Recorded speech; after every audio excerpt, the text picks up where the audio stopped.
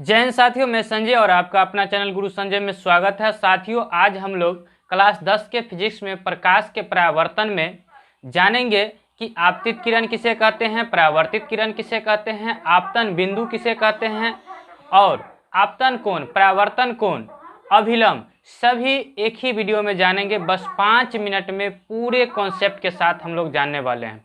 तो आइए साथियों देखते हैं।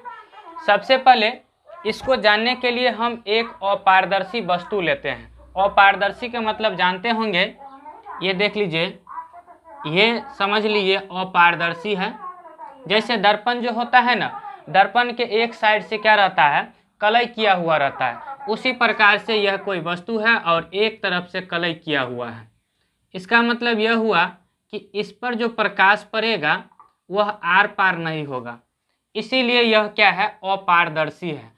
पारदर्शी में क्या होता है, प्रकाश आर पार हो जाता है तो उसे पारदर्शी कहते हैं। और जिस वस्तु होकर के प्रकाश आर पार नहीं होता है उसे अपारदर्शी वस्तु कहते हैं। अब देखिए इसमें क्या करते हैं, यहाँ पर जैसे यहाँ पर कोई वस्तु है, प्रकाशित वस्तु है, यहाँ से प्रकाश इस वस्तु पर पड़ती है।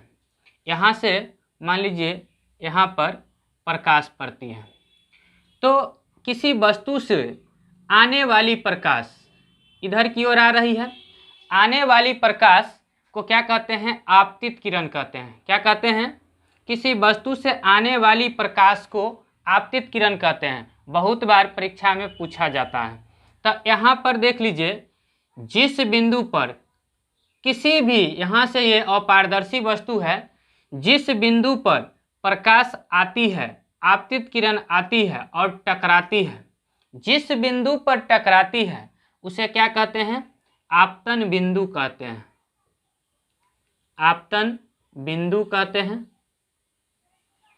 और जिस किसी वस्तु से प्रकाश जो आ रही है इसे क्या कहते हैं, आपतित किरण कहते हैं। इसे कहते हैं आपतित किरण। ये आपतित किरण है। अब देखिए साथियों, ये जो है आप देखते होंगे दर्पण पर अगर प्रकाश आती है तो प्रकाश को क्या कर देता है, दर्पण परावर्तित कर देता है। तो यहाँ पर देखिए प्रकाश आ रही है और इस पर पड़ती है, अपारदर्शी है, इसीलिए इसको क्या कर देती है, परावर्तित कर देती है। ऐसे परावर्तित कर देती है। तो आ रही प्रकाश की किरण आपतन बिंदु पर टकराती है और टकराने के बाद उसी माध्यम में, ये दो माध्यम है, ये ऊपर वाला माध्यम है और नीचे वाला माध्यम है, और इसी माध्यम में लौटा देती है। इसी प्रक्रिया को क्या कहते हैं, इसी को क्या कहते हैं, परावर्तित किरण। इसको क्या कहेंगे, परावर्तित किरण। ये परावर्तित किरण हो गया। और आपतित किरण परावर्तित किरण के बीच के लंब रेखा जो होता है, इसी को क्या कहते हैं, इसको कहते हैं अभिलंब। इसे अभिलंब कहते हैं। इसमें अब है आपतन कोण किसे कहते हैं, परावर्तन कोण किसे कहते हैं। तो अभिलंब और आपतित किरण, अभिलंब और आपतित किरण के बीच में आप देखते होंगे यहाँ पर कोण बन रहा है। इसी कोण को आपतन कोण कहा जाता है। आपतन कोण कहा जाता है। अभिलंब और आपतित किरण के बीच में जो कोण बनता है इसको क्या कहते हैं, आपतन कोण कहते हैं। और इसको आई से रिप्रेजेंट करते हैं, इसको आई से रिप्रेजेंट करते हैं।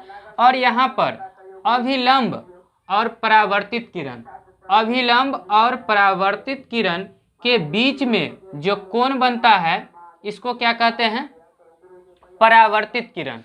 अभिलंब और परावर्तित किरण के बीच में जो यहाँ पर कोण बनता है इसको कहते हैं परावर्तन कोण। तो इसको आर से रिप्रेजेंट करेंगे और इसको कहेंगे परावर्तन कोण।